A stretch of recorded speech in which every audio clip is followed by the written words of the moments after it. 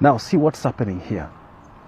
I shook both of them at the same time with equal energy.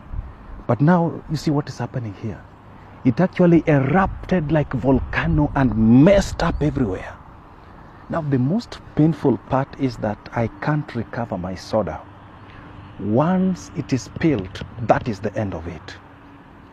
Now, sometimes when you are angry, please close your mouth, because you may end up unleashing certain words that you never intended completely, and it can worsen the situation.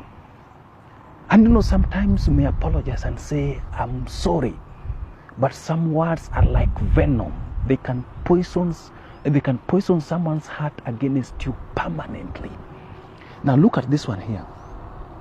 It's looking like nothing happened completely because I never opened it.